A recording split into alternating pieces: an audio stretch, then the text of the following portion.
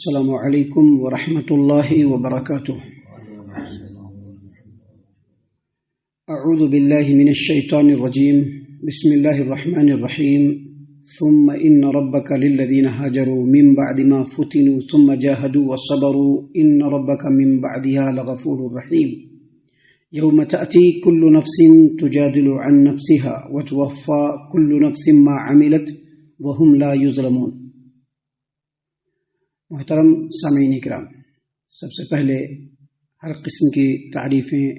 تمام قسم کی بڑائیاں، بزرگیاں، عظمت، کبریائی سب اللہ تبارک و تعالیٰ کے لیے لائق و زیبا ہے، جس رب العالمین نے ہم لوگوں کو سننے سنانے کے لیے یہ توفیق بخشی کہ ہم لوگوں کے لیے ایک وقت مقرر ہے کہ ہم لوگ ہر روز ترتیب کے ساتھ اللہ تبارک و تعالیٰ کے اس کلام کو یعنی قرآن کریم کی آیتوں کو ترتیب کے ساتھ پڑھتے ہیں، سنتے ہیں، اس کی تفسیروں کو سنتے ہیں، رب العالمین نے ہمارے لیے کیا نازل فرمایا ہے اس کے مقاصد کو سمجھنے کی کوشش کرتے ہیں۔ اللہ تعالیٰ نے ہم لوگوں کو اس کی توفیق بخشی ہے، یقیناً یہ رب کی طرف سے سعادت کی بات ہے، اور الحمدللہ اسی سلسلے کی یہ کڑی ہے۔ درس قرآن کا یہ سلسلہ لگاتار آپ کی خدمت میں پیش کیا جا رہا ہے اللہ کے فضل سے، اور آج ہم نے ترتیب کے ساتھ آپ کے سامنے سورۃ النحل سورہ نمبر 16 آیت نمبر 110 اور 111 یہ دو آیتیں آپ کے سامنے میں نے تلاوت کی ہیں۔ محترم سامعین اکرام، اس سے پہلے کے درس کو آپ ذہن میں لائیے۔ اس سے پہلے جو درس ہم نے آپ کے سامنے پیش کیا تھا اس میں ہم نے یہ بتلایا تھا کہ اللہ تبارک و تعالیٰ نے یہ فرمایا کہ اگر کوئی آدمی حالت قسم پرسی میں بالکل بے بس ہو جائے، لاچار ہو جائے، جان پر بن آئے اور اس کو مجبور کر دیا جائے کہ اسلام کے خلاف، محمد عربی صلی اللہ علیہ وسلم کے خلاف زبان سے کفریہ کلمہ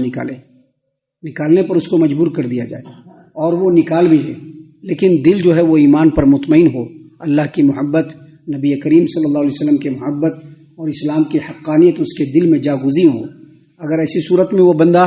اپنے زبان سے کفریہ کلمات کہہ دیتا ہے تو اللہ تبارک و تعالیٰ نے اس پر اجازت دیا ہے، رخصت دیا ہے، اور وہ آدمی یقینی طور پر مسلمان ہے۔ جیسا کہ اس سے پہلے ہم نے بتلایا تھا کہ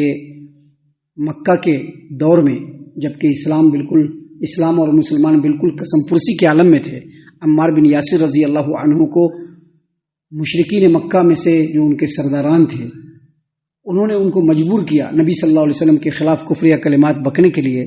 تو انہوں نے بول دیا زبان سے، اور نبی کریم صلی اللہ علیہ وسلم کے سامنے آ کر کے جب یہ بات کا ذکر کیا تو نبی کریم صلی اللہ علیہ وسلم نے کہا کہ تمہارا دل کیسا ہے، تمہاری دل کی کیفیت کیسی ہے؟ تو انہوں نے کہا کہ دل ایمان پر مطمئن ہے۔ تو نبی کریم صلی اللہ علیہ وسلم نے اس کی اجازت دے دی کہ اگر آگے بھی اس طرح کی حالات پیش آئے تو تم اس طرح کے کلمات کہہ دیا کرو۔ ان لوگوں کا ذکر کرنے کے بعد ابھی جو دو آیتیں آپ کے سامنے پڑھی گئی، آیت نمبر 110 اور 111، اس میں بھی مکہ کے اندر جو کمزور اور مجبور مسلمان تھے اس کا ذکر ہے۔ اللہ تبارک و تعالیٰ نے فرمایا ثم ان ربک للذین هاجروا من بعد ما فتنوا ثم جاهدوا وصبروا ان ربک من بعدها لغفور رحیم۔ پھر جن لوگوں نے آزمائش میں پڑنے کے بعد، مصیبت اٹھانے کے بعد ہجرت کیا، پھر جہاد کیا اور صبر کا ثبوت دیا، تو آپ کا رب یقیناً ان لوگوں کو آزمائشوں کے بعد انہیں معاف کرنے والا اور رحم کرنے والا ہے۔ ان ربک من بعدها لغفور رحیم، بے شک آپ کا رب اس کے بعد البتہ گناہوں کو بخشنے والا اور رحم کرنے والا ہے۔ یہاں پر یہ سمجھ لیجئے کہ جب مسلمان مکہ کے اندر بالکل کمزوری کے عالم میں تھے، قبول اسلام کی وجہ سے مکہ والوں نے ان کا جینا حرام کر رکھا تھا، ہر طرح کی ظلم و ستم اور آزمائشوں سے ان لوگوں کو گزرنا پڑ رہا تھا، ایسے وقت میں اللہ تبارک و تعالیٰ نے ان کو ہجرت کا حکم دے دیا کہ آپ لوگ اپنے اس وطن کو چھوڑیے اور ہجرت کر کے جائیے۔ تو ان لوگوں نے اپنے پیارے وطن کو، اپنے رشتے ناتوں کو، حتیٰ کہ اپنے مال و جائیداد کو چھوڑ کر کے، جن لوگوں کو حبشہ جانا تھا وہ لوگ حبشہ چلے گئے، جن لوگوں کو مدینہ جانا تھا وہ لوگ مدینہ چلے گئے۔ پھر وہاں پہنچنے کے بعد جب اللہ تبارک و تعالیٰ نے اسلام کی خاطر ان لوگوں کو موقع دیا تو وہ لوگ نیک اعمال بھی انجام دیے، اور جب جہاد کا موقع آیا تو ان لوگوں نے بالکل جان و مال کی بازی لگا کر کے اللہ کے راستے میں جہاد بھی کیا۔ اللہ تبارک و تعالیٰ نے کہا کہ یہ وہ مہاجرین ہے جن کو ان کے نیک اعمال کی وجہ سے، ان کی ہجرت کی وجہ سے، اسلام کو سربلند کرنے کی وجہ سے، ان ربک من بعدها لغفور رحیم، بے شک اللہ تبارک و تعالیٰ کی رحمت اور مغفرت ان لوگوں کے لیے۔ اس سے یہ پتہ چلتا ہے، اس آیت کریمہ سے جو بات پتہ چلتی ہے وہ یہ کہ اگر رب کی رحمت چاہیے اور اگر رب کی مغفرت چاہیے تو ایمان بھی لانا پڑے گا اور عمدہ اعمال بھی پیش کرنے پڑیں گے۔ وداؤٹ عمدہ اعمال کے اگر ہم چاہیں کہ اللہ تبارک و تعالیٰ کی رحمت اور اللہ تبارک و تعالیٰ کی مغفرت ہمارے اوپر نازل ہو جائے یا اللہ کی رحمت اور مغفرت کے ہم حقدار بن جائے، ایسا نہیں ہو سکتا ہے۔ دیکھیے یہاں پر اللہ تبارک و تعالیٰ نے مہاجرین کا ذکر کیا، مہاجرین کا ذکر کیا کہ وہ لوگ آزمائش میں پڑے، فتنوں میں پڑے، مصیبتوں کو اٹھایا، اس کے بعد اللہ تبارک و تعالیٰ نے ان لوگوں کو موقع دیا، ان لوگوں نے ہجرت کیا، ہجرت کرنے کے بعد جس مقام پر پہنچے وہاں پر عمدہ عمل کا بھی مظاہرہ کیا اور مضبوط ایمان کا بھی مظاہرہ کیا، تو اللہ تبارک و تعالیٰ نے کہا ثم ان ربک من بعدها لغفور رحیم، تو پھر اس کے بعد آپ کا رب البتہ گناہوں کو بخشنے والا اور رحم کرنے والا ہے۔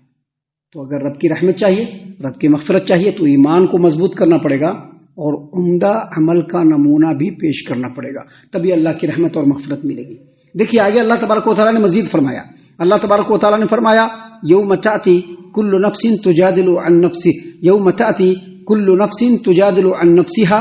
وتوفى كل نفس ما عملت وهم لا يظلمون۔ اللہ نے فرمایا جس دن ہر آدمی اپنے بارے میں ہی جھگڑا کرتا ہوا آئے گا، جس دن ہر آدمی اپنے بارے میں ہی جھگڑا کرتا ہوا آئے گا اور ہر ایک کو ان کے اعمال کا پورا بدلہ دیا جائے گا اور ان پر ظلم نہیں کیا جائے گا۔ ترجمہ سے سمجھ میں بات آ گئی کہ یہ بات کب کی ہو رہی ہے؟ قیامت کے دن کی۔ ہر آدمی اپنے بارے میں ہی جھگڑا کرتا ہے گا، کیا مطلب؟ کوئی کسی کے سپورٹ میں کھڑا نہیں ہوگا، کوئی کسی کے سپورٹ میں کھڑا نہیں ہوگا، نہ بھائی بھائی کے سپورٹ میں کھڑا ہوگا، نہ باپ باپ کے سپورٹ میں کھڑا ہوگا، نہ بیوی شوہر کے سپورٹ میں کھڑی ہوگی، نہ شوہر بیوی کے سپورٹ میں کھڑا ہوگا، نہ کوئی اپنے اولاد کے سپورٹ میں کھڑا ہوگا، نہ اولاد اپنے باپ کے سپورٹ میں کھڑا ہوگا، کوئی کسی کے سپورٹ میں کھڑا نہیں ہوگا۔ ہر آدمی کو اپنی فکر پڑی ہوگی۔ باپ کو بیٹا دیکھے گا تو بھاگ کھڑا ہوگا، حالانکہ وہی باپ جس کو بیٹا دنیا میں دیکھتا تھا تو اس کے پیچھے دوڑ پڑتا تھا۔ باپ جو ہے بیٹا کو دیکھے گا تو بھاگ کھڑا ہوگا، جبکہ باپ جو ہے ہمیشہ اپنے بیٹے کے فکر میں رہتا ہے۔ شوہر بیوی کو دیکھتے ہی بھاگ کھڑی ہوگی، بیوی شوہر کو دیکھتے ہی بھاگ کھڑی ہوگی۔ یقیناً آئے گا وہ دن کہ جب محشر بپا ہوگا، وہاں نہ باپ بیٹے کا، نہ بیٹا باپ کا ہوگا، نہ ہمشیرہ برادر کی، نہ زوجہ ہوگی شوہر کی، وہاں دہشت کے مارے بھائی بھائی سے جدا ہوگا، کوئی کسی کا نہیں ہوگا۔ اللہ نے قرآن کریم میں فرمایا لِكُلِّ امْرِئٍ مِّنْهُمْ يَوْمَئِذٍ شَأْنٌ يُغْنِيهِ، اس دن ہر آدمی کو ایسی فکر لگی ہوگی کہ وہ دوسرے کے بارے میں سوچے گا، صرف اپنے بارے میں سوچے گا۔ اللہ تبارک و تعالیٰ نے اسی بات کو یہاں پر فرمایا یوم تأتی کل نفس تجادل عن نفسها، اس دن ہر آدمی اپنے بارے میں ہی جھگڑا کرتے ہوئے گا، اپنے بارے میں ہی سوچتا آئے گا، ہر آدمی کو اپنی فکر لگی ہوگی۔ اور آگے اللہ نے فرمایا وَتُوَفَّى كُلُّ نَفْسٍ مَّا عَمِلَتْ وَهُمْ لَا يُظْلَمُونَ، اور ہر ایک کو ان کے اعمال کا پورا بدلہ دیا جائے گا، کسی کو ظلم نہیں کیا جائے گا۔ مطلب ایسا نہیں ہوگا کہ اگر کسی نے نیکی زیادہ کی ہوگی تو اس کو کم نیکی دیا جائے گا، ایسا نہیں ہوگا۔ ایسا نہیں ہوگا کہ کسی نے کوئی گناہ کیا ہوگا تو اس کو بہت زیادہ اس کو بدلہ دیا جائے گا، نہیں، بلکہ جتنا گناہ کیا ہوگا اتنا ہی اس کو بدلہ ملے گا، البتہ نیکی کا بدلہ زیادہ ملے گا۔ اللہ اپنے فضل و کرم سے قیامت کے دن جو لوگ نیکی کے اعمال انجام دینے والے ہوں گے ان کو ان کا بدلہ زیادہ دیا جائے گا۔ تو یہاں پر یہ آیت کریمہ اللہ تبارک و تعالیٰ نے جو ذکر کیا وہ اس لیے ذکر کیا کہ جو مہاجرین ہوں گے یا جو ایمان اور نیک عمل کا عمدہ نمونہ پیش کرنے والے ہوں گے، ایسے دن میں بھی ان کے گناہوں کو اللہ معاف کر دے گا، اپنی رحمت اور مغفرت سے ان کو نوازے گا۔ جیسا مہاجرین کو، جو مہاجرین جنہوں نے مکہ کے اندر آزمائش کی زندگی گزاری، کفار و مشرکین کے تمام ظلم و ستم کو سہا ان لوگوں نے، اور جب ہجرت کا حکم ہوا تو ہجرت کرنے کے بعد جب بھی اسلام کے لیے ان کو جان و مال قربان کرنے کی ضرورت پیش آئی، ان لوگوں نے جان و مال کو قربان کیا۔ ان لوگوں کو اللہ تبارک و تعالیٰ جیسے اس دن میں بخش دے گا، اپنی رحمت اور مغفرت سے نواز دے گا۔ جو لوگ بھی ایمان اور عمل کا عمدہ نمونہ پیش کریں گے، اللہ تعالیٰ قیامت کے دن ایسے حالت میں ان کو معاف کرے گا، اپنی رحمت اور مغفرت کا حقدار بنائے گا۔ ہم اللہ سے دعا کرتے ہیں کہ اللہ تعالیٰ ہم تمام کو ان تمام باتوں کے اوپر خوب غور و فکر اور تدبر کرنے کے ساتھ ساتھ ان باتوں کے اوپر عمل کرنے کی بھی توفیق عطا فرمائے، آمین۔ اللہ تعالیٰ ہم تمام کو صحیح معنوں میں پکا سچا مومن مسلمان بنائے، اللہ اور اس کے رسول صلی اللہ علیہ وسلم کی اطاعت و فرما برداری کرنے والا بنائے، صحابہ کرام رضی اللہ عنہم کے طریقے پر چلنے والا بنائے، جنت الفردوس میں جگہ عطا فرمائے۔ اے اللہ ہم تمام کو جہنم سے پناہ دے، اے رب العالمین ہم تمام کو جہنم سے پناہ دے، اے مالک الملک ہم تمام کو جہنم سے پناہ دے، آمین یا رب العالمین، وما علینا الا البلاغ المبین۔ تبارك الذي نزل الفرقان على عبده ليكون للعالمين نذيرا